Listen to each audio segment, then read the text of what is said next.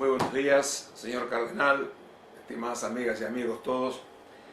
Muchas gracias, amigo cardenal, por haberme invitado a participar en este encuentro del movimiento laico de los católicos uruguayos.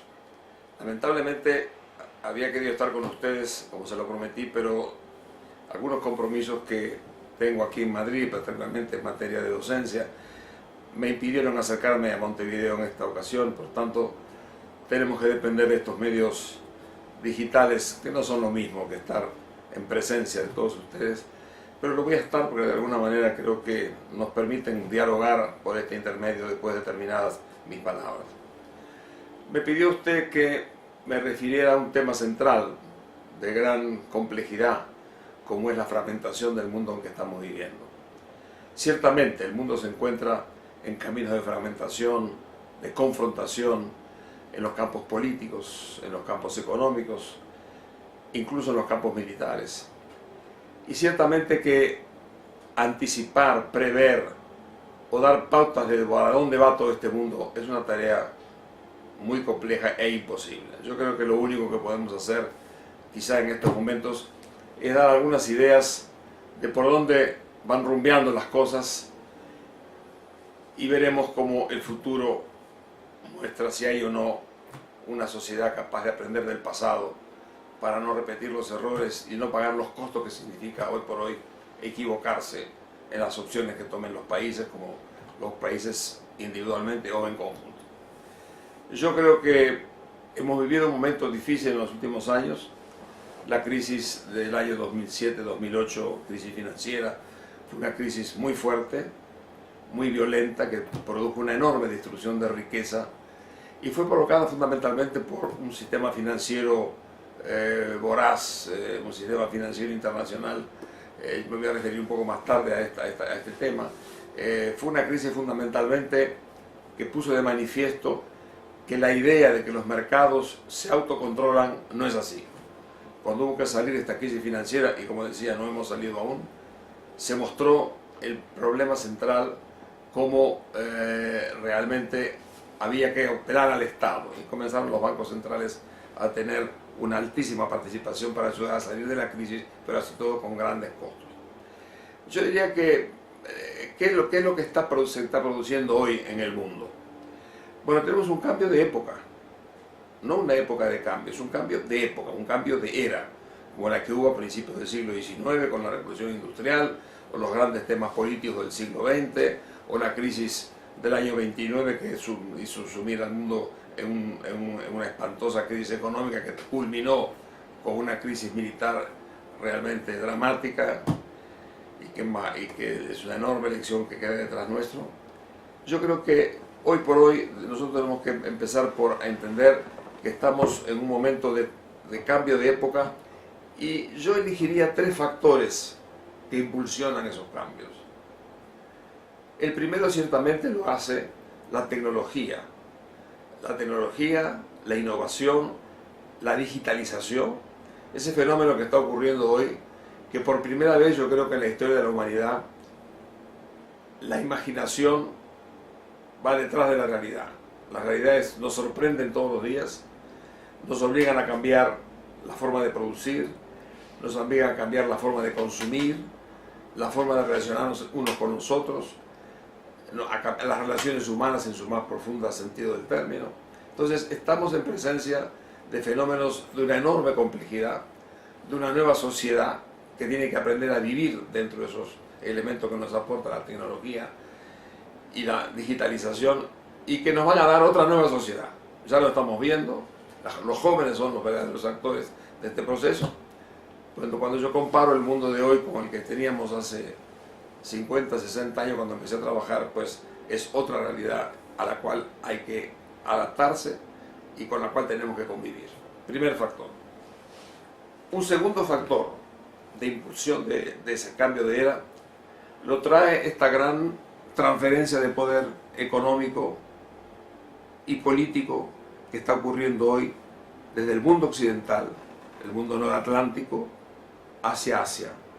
Se ha dicho con toda razón que este va a ser el año o los años del mundo asiático, y en ese sentido es importante ver cómo a partir de estas realidades tenemos hoy un mundo donde cada vez más el mundo asiático va a dominar económicamente y en igual forma eso traerá cambios y dominios de tipo político y en algún momento quizá también entraremos en el área militar. Esto no quiere decir que Estados Unidos no siga siendo por un buen rato la gran potencia del mundo. Digo que en este momento, en escenarios económicos y particularmente políticos, nada puede hacerse en el mundo sin contar con Asia, sin contar con las Chinas, las Indias, el Asia suroriental. En fin, creo que esto es un hecho de innegable importancia.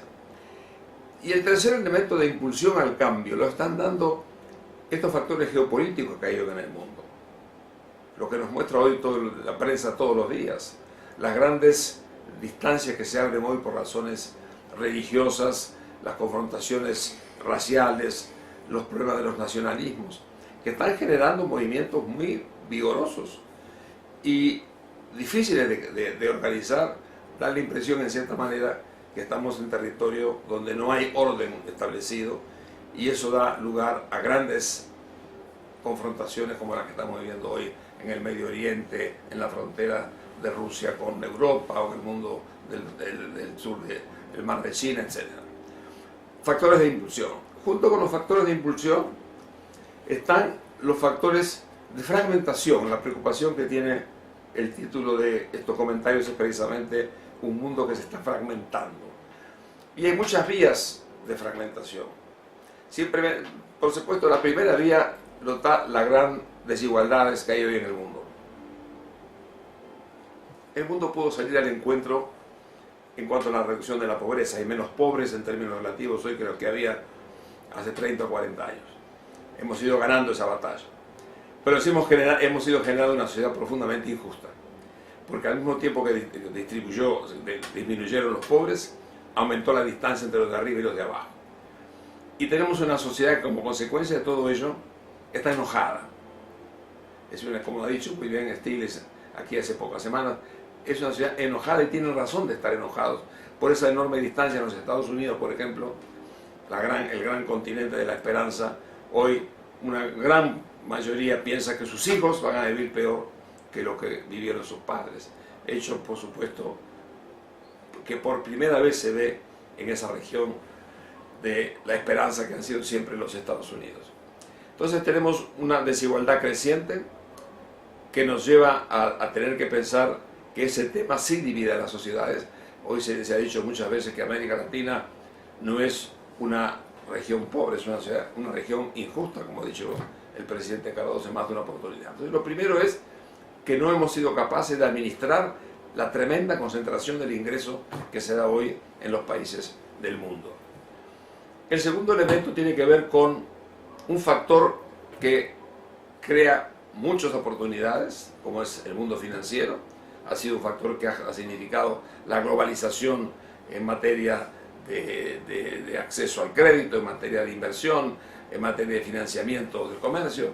Sin embargo, ese mundo financiero tiene hoy una vertiente en la sombra, que es toda esa banca que opera fuera de los controladores de los bancos centrales y que tiene movimientos propios que, porque son propios y oscuros, abren la puerta a profundas especulaciones, como la que hubo en el año 2007-2008. Ese mundo financiero hoy se proyecta como una gran oportunidad porque han hecho cosas muy importantes, pero se proyecta también como una gran amenaza de perturbación o de creación de movimientos como el que dio lugar en los últimos años la evolución del mundo financiero. Y el tercer elemento de desigualdad, de fragmentación, lo está generando el comercio mundial. El comercio ha sido siempre, en la historia de la humanidad, un factor de progreso, un factor de civilización. Y yo creo que, en cierta manera, nosotros, en los países en desarrollo, comenzamos a luchar desde hace mucho tiempo por tener un comercio libre y, al mismo tiempo, un comercio regulado por normas internacionalmente aprobadas. Es decir, lo que se ha dado lugar al multilateralismo en materia comercial. Es a partir de ahí, es a partir de la creación del GATT en los años 40 del siglo pasado, a la Ronda Uruguay, aquí en Punta del Este, en el año 86, que se fue evolucionando para crear una organización en el mundo que pusiera orden en el comercio. Bueno, hoy tenemos peligrosas deformaciones de ese objetivo. En primer lugar, el comercio ha comenzado a caer. En los últimos 50 años, nos dice la OECD, solo en 5 oportunidades el comercio creció menos que el Producto Bruto en el mundo. El año pasado fue uno de estos 5 casos. Y en los otros anteriores, en los otros 4 casos del medio siglo, se produjo un fenómeno importante que fue una recesión económica. Entonces tenemos un comercio que ha bajado sensiblemente, no solamente porque bajaron los precios de las materias primas, sino en general porque bajó. Y eso significa una menor dinámica de un factor de crecimiento y de impulso civilizatorio como ha sido el crecimiento del comercio. Lo segundo, que es lo importante también a destacar, es que ese comercio está cambiando la naturaleza del comercio mismo. Tradicionalmente el comercio eran materias primas, productos manufacturados. Hoy en día el comercio es fundamentalmente productos intermedios. Se producen partecitas de un producto final que se ensambla en alguna parte del mundo. 60% del comercio mundial es un comercio de bienes intermedios. Bueno, eso todo hace que países como los nuestros en América Latina, que tenemos el 70% de las exportaciones de materias primas, estemos perdiendo el tren de incorporarnos a esta dinámica del comercio mundial en forma de productos intermedios y de servicios, que son los grandes factores del futuro. Estamos quedando, por tanto, fragmentados en un sector de la economía mundial que está unido a factores dinámicos que nos vienen del pasado y no a los que nos vienen al presente, como está ahora ocurriendo en muchos países que tienen acceso a este tipo de producción de bienes intermedios. Y el tercer elemento es el que comencé a mencionar al principio. Nosotros todos creímos en una Organización Mundial de Comercio que regulara multilateralmente las reglas del comercio mundial. Hoy esto está en una seria crisis, en un serio retroceso. El mundo se está fragmentando, el multilateralismo está cayendo en su importancia, comienzan a venir los grupos de países que negocian entre sí, el grupo de países del Pacífico, el de Noratlántico, los países del ASEAN. Algún amigo mío ha dicho que pensamos nosotros que íbamos a negociar el comercio entre átomos y hoy en día tenemos que pensar que estamos negociando entre moléculas. Y eso crea una fragmentación. Nosotros hoy tenemos, por ejemplo, el peligro, se ha mencionado, de que esta fragmentación de las corrientes comerciales mundiales pueda de alguna manera llegar a ser un problema que fragmente a la América Latina. Por eso que la América Latina del Pacífico y la América Latina del Atlántico deben hacer todo lo posible para cooperar entre sí y de alguna manera poder colaborar para que la unidad de América Latina, que es muy importante hacia adentro y hacia afuera, no sea un hecho irreversible en la historia de nuestra región. Entonces, este es el panorama un poco de 3 factores, entre los muchos que hay de impulsión, y 3 factores de fragmentación. ¿Qué hacer frente a todo esto? Es muy difícil dar una respuesta, pero lo primero que se nos ocurre es decir, bueno, ¿y por qué no hay capacidad de establecer un orden internacional que ponga de alguna manera en orden estos factores que están fragmentando al mundo? Bueno, desgraciadamente, este mundo internacional que empezamos a construirlo en el año 45, cuando terminó la Segunda Guerra Mundial, creando Naciones Unidas, donde está el dominio del uso de la fuerza, el Fondo Monetario poniendo orden en las finanzas, el Banco Mundial y los bancos regionales apoyando al desarrollo, la Corte de Justicia de La Haya, el GATT, que después fue la OMC. Todo eso, ese edificio está debilitándose en forma evidente y progresiva. Y está debilitándose y uno piensa que para recomponer ese orden van a precisarse muchos esfuerzos y muchos años. El mundo ciertamente, para administrar estos procesos fragmentarios, va a tener que tener grandes lecciones aprendidas del pasado y una gran inspiración política de las grandes fuerzas que hoy dominan el mundo para pensar incluso en la creación de unas nuevas Naciones Unidas donde tengamos conciliación de valores. Nuestro mundo es el mundo occidental con valores a los que me voy a referir más adelante, pero que de alguna forma tiene que compatibilizarse con los valores que vienen de las sociedades asiáticas, que no son necesariamente los mismos, pero el mundo tiene que ponerse de acuerdo en crear un nuevo conjunto de valores compartidos que nos permitan vivir en paz y convivir en este mundo de crecientes tensiones fragmentarias. Con esto termino esta primera definición respecto a lo que estoy viendo como complejidad del mundo moderno. Algunas palabras sobre la región ahora.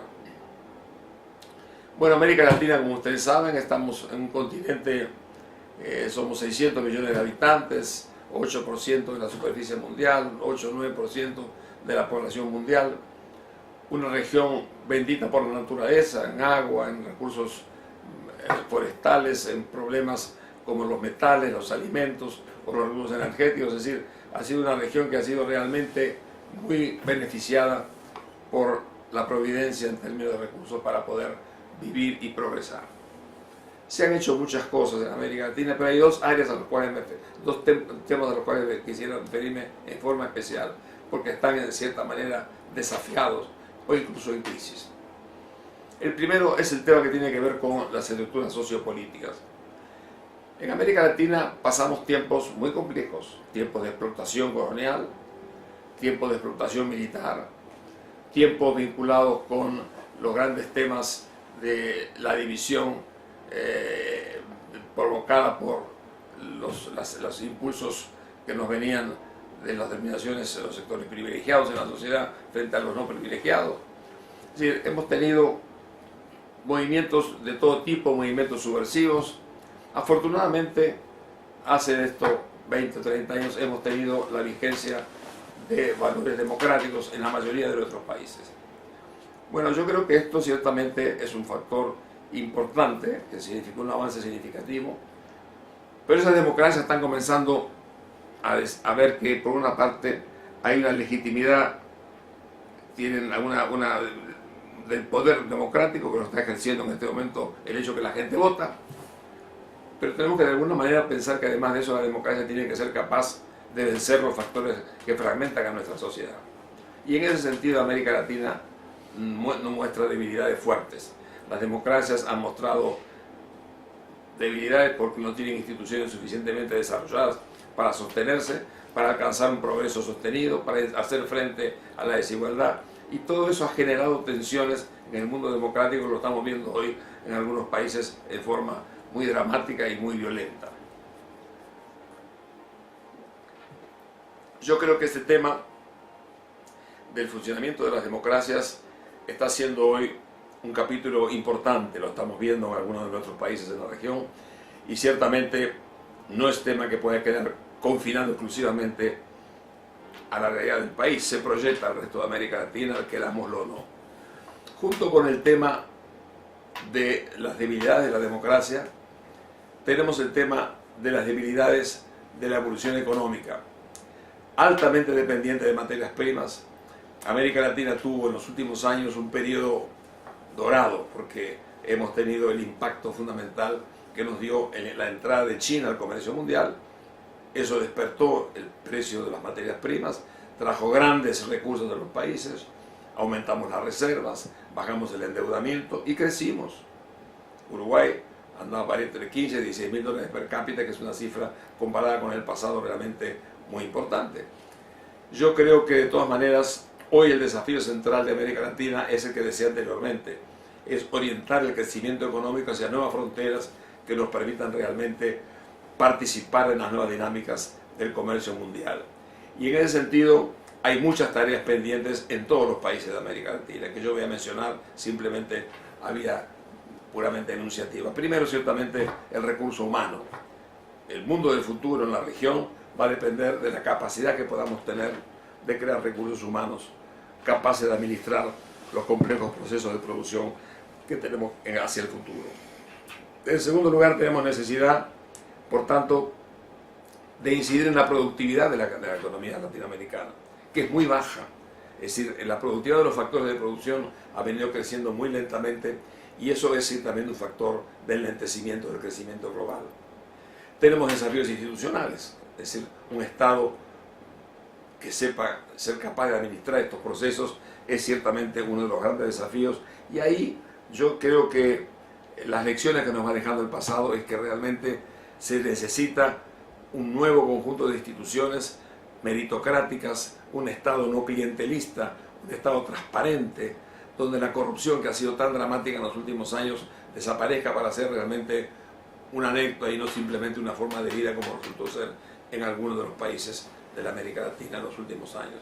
Entonces, todo eso termina finalmente también poniendo de relieve la necesidad de que América Latina aproveche este enorme potencial que tiene hoy la región a partir de formas de integración inteligentes que permitan potenciar el quehacer conjunto en la región para ser mucho más activos a nivel internacional. Todo esto son desafíos importantes que el mundo que estamos conviviendo nos fuerza a meditar y pensar para poder realmente hacer de la región un sector productivo, pero al mismo tiempo de gran justicia social, cosa que lamentablemente no lo tenemos todavía. Y ahora, para terminar, algunos conceptos vinculados a nuestro país. Cuando yo era joven, estuve muy influido por el pensamiento de la CEPAL, que fue un pensamiento dominante en los años 50, con su gran líder, que fue el Dr. Prebisch, y que nos enseñó fundamentalmente a pensar cómo había que enfrentar con esta región los desafíos de una economía más dinámica, planificada, programada, y ciertamente que fue una filosofía muy atractiva para todos. Yo recuerdo cuando estos impactos aterrizaron en la Facultad de Ciencias Económicas allá en los años 52, 51, 52, cuando la CEPAL, dicho sea de paso, la Comisión para América Latina se reunió aquí en Montevideo en el año 50. Bueno, eso fue una fuerza importante que formó mucho a mi juventud y a mí personalmente. Pero hubo también una visita muy significativa en aquellos años. Visitó Montevideo el padre Lebret, que estaba en aquellos momentos con su filosofía de el poder poner arriba de la mesa el concepto de economía humana.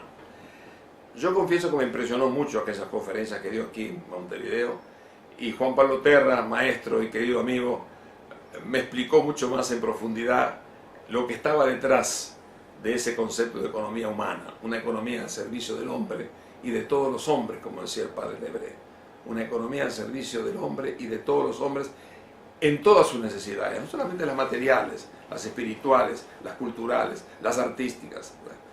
Yo creo que para mí eso fue una influencia muy importante que me llevó a tomar cierta distancia de estos conceptos puramente mecanicistas de funcionamiento económico para apelar mucho más al concepto humanista, el hombre en el centro del proceso y todos los hombres en el centro del proceso como objetivo fundamental de la economía. Yo diría que en este momento yo destacaría tres grandes objetivos para poder fortalecer este concepto de una economía más humana, más cerca de la gente. El primer gran objetivo, ciertamente, y muy importante en lo que ha sido para la experiencia que me tocó vivir, es en cierta manera el concepto de la convivencia.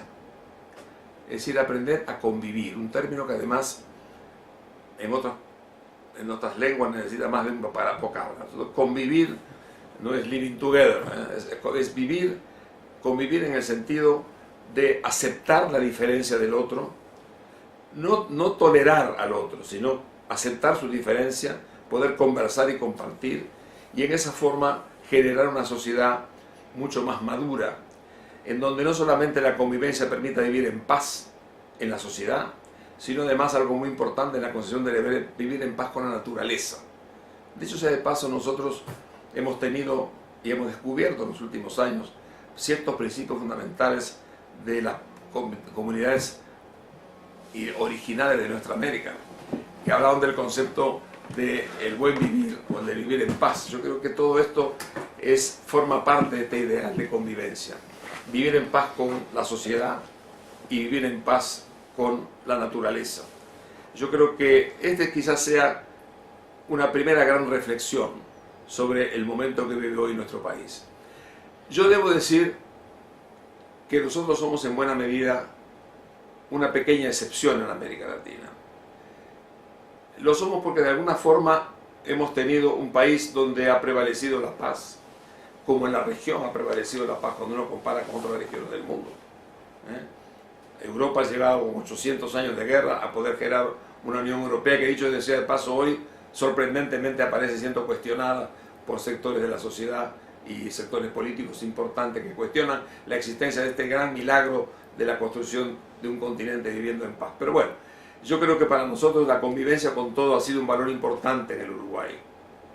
Nosotros hemos tenido en todo este siglo 2 interrupciones de la vida democrática, hoy superadas, y creo que algo que no deja de tener importancia, aunque sea un poco anecdótico. Yo siempre repito esto: cuando veo el país de afuera, veo sus valores funcionando y comparo. Y cuando comparo, generalmente uno se agranda. Cuando llega al país, ve las cosas y las pequeñas miserias de todos los días. Pero una cosa que sí repito mucho y que forma parte del concepto de convivencia, es un poco que en este país todos los presidentes que siguieron a la democracia pueden verse, pueden conversar, como lo que pasó esta semana pasada, cuando el presidente Tabaré Vázquez convocó a los jefes de Estado del pasado para poner en orden y poder implementar un nuevo sistema judicial. Bueno, ese valor de convivencia es muy importante. Aprender a vivir y a respetar al otro en su opinión es ciertamente una de las primeras cosas que yo pondría como una primera aproximación a la economía humana a que me hacía referencia el hebreo.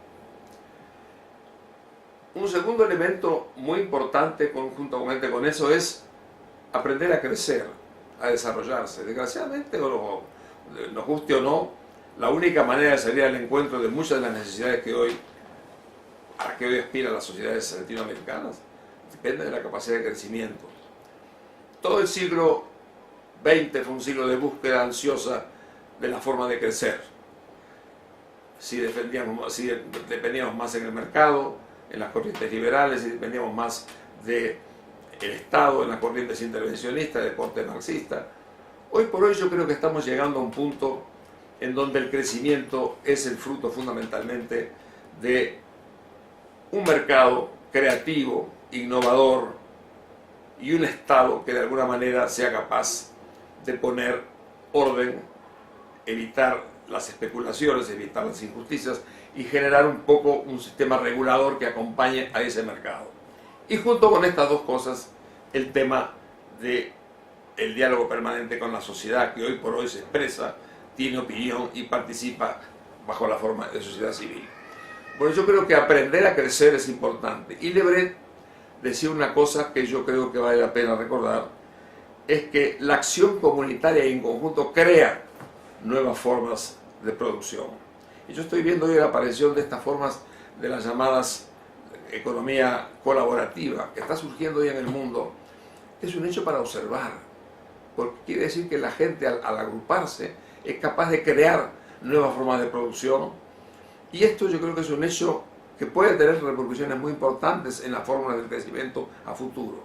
En todo caso, si en esas fórmulas ponemos en el centro el tema fundamentalmente de valores fundamentales en los cuales creemos, yo creo que ahí estaríamos percibiendo que el tema del crecimiento no solamente depende de un mercado eficiente, de un Estado regulador honesto y capaz y de una sociedad civil que se expresa, sino que depende también de explorar formas en donde la acción comunitaria puede dar lugar a nuevas maneras de crecimiento en el mundo en que estamos.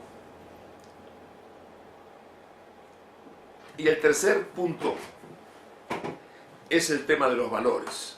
Nosotros todos pertenecemos a una sociedad de tradiciones judeo-cristianas, con valores fundamentales que vinieron del Evangelio y que forman parte de esta cultura. Aunque seamos de distintas religiones, hay una cultura que fue inspirada fundamentalmente en valores que partieron de la visión del Evangelio en esta materia. Yo creo que, mirando hacia el futuro, es muy importante la preservación de valores en nuestra sociedad. Nosotros somos hijos de los valores que aprendimos en el seno de la familia, en el barrio, en la escuela, en la vida política de nuestras respectivas sociedades.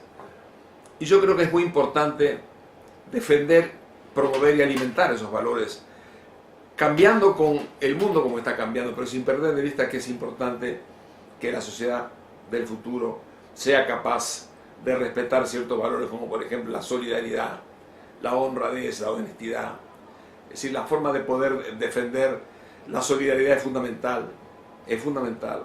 Alguna vez Octavio Paz decía que los últimos siglos, el siglo XIX habían sido el seguir un poco los grandes postulados de la Revolución Francesa, libertad, igualdad y fraternidad.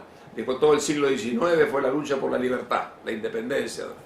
Todo el siglo XX fue la lucha por buscar la igualdad, los temas de la pobreza.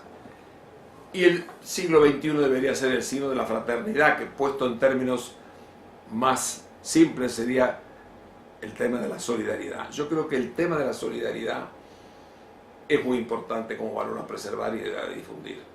Yo creo que de alguna manera no es lo mismo la solidaridad que la caridad. La caridad está en todas las grandes religiones, es hija del amor. Yo creo que la solidaridad es fundamentalmente un tema central y así como es la caridad, desde luego, como una de las grandes virtudes teologales, pues yo creo que de alguna manera la solidaridad como hija de la justicia es un tema que debe estar presente en la formación de las futuras generaciones, porque creo que en torno a eso es que se puede edificar la paz y el bienestar de la sociedad mirando al futuro. Yo creo que esos tres elementos yo los tomaría como puntales de una visión humanística de la sociedad para vencer las tendencias a la fragmentación que nos propone el mundo moderno que tenemos y el que vendrá. De alguna forma, aprender ciertamente a convivir, aprender a crecer usando todas las fuerzas que están en el seno de una sociedad y aprender, por supuesto, a las formas en que nosotros miramos la defensa de ciertos valores fundamentales. En ese tema, ciertamente, que la educación es fundamental. Y yo creo que ahí es un desafío de una enorme importancia. No solamente la educación que parte con los valores cuando son escuelas que tienen fundamentos religiosos detrás, sino la educación en general, que es la mayoría. La educación pública es muy importante que esté inspirada por valores fundamentales que permitan precisamente darle forma a una sociedad respetuosa de la paz, respetuosa del medio ambiente, que no caiga en estos mesurados consumismos que hoy ciertamente generan tanta preocupación en el Papa Francisco, pero que son realidades que tenemos que de alguna manera dar y enfrentar en una sociedad donde los valores ya no son más exclusivamente los que parten de la familia, sino de este mundo en cambio que nos rodea, nos confunde y nos genera permanentes ansiedades para seguir viviendo. Yo quisiera terminar simplemente recordando un mensaje que de alguna forma lo hizo el padre Lebré en su momento. Es un mensaje que dio a los equipos del bien común y que puede ser una buena reflexión para esta reunión que ustedes van a tener hoy y mañana en torno a todos estos temas de cómo organizarse para que desde el punto de vista del laicado podamos tener una contribución eficaz al bien común. Y me voy a permitir leerles a ustedes esta página donde Lebré le dice a los jóvenes uruguayos que venían de una estadía de 3 meses en la Tourette y que iban a fundar en Montevideo los equipos del bien común. Y les dio este breve mensaje con el cual yo quisiera terminar mis palabras en la mañana de hoy. Le dice esto a los jóvenes: tengan pasión por el ascenso humano de vuestro pueblo y mirando más lejos de toda América Latina. Pero comiencen por estudiar las necesidades de las capas menos favorecidas de la población y confróntenlas con las posibilidades de responder a ellas. Eviten sobre todo la verbosidad y el vértigo. No hablen sin haber aprendido pacientemente en la escuela de las cosas y de los hombres. Intervengan y con fuerza, pero después de haber adquirido la certeza que vuestra intervención está bien orientada.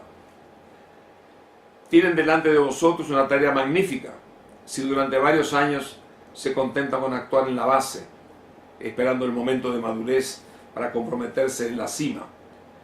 Vuestro momento de influencia decisiva vendrá, pero prepárense desde lejos. Ensanchen vuestro humanismo en el análisis y en la acción.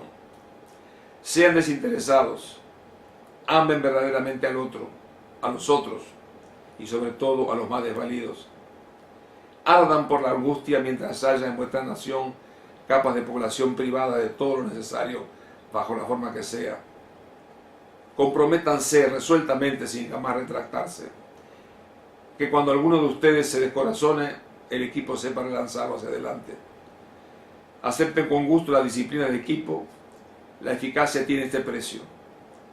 Ustedes deben crear toda una red de equipos de base, integrando siempre en ellos obreros y trabajadores agrícolas. Si ustedes están solamente entre intelectuales, no tardarán en descarrilar o convertirse en una capilla cerrada. Profundicen en vuestra vida cristiana, atentos a las dimensiones del plan de Dios. No olviden el texto de San Pablo. Todo os pertenece, todo es vuestro, pero todos son de Cristo y Cristo es de Dios. Todo debe subir hacia Dios por vuestra acción y vuestra ofrenda. Pero vuestra tarea no debe inspirarse solamente en vuestra investigación, debe repensarlo todo en el contexto sudamericano. Ustedes saben del recuerdo imperecedero de que yo guardo de mi demasiada corta estancia entre ustedes. Vayan adelante y construyan. Muchas gracias, cardenal, muchas gracias a todos por haber venido.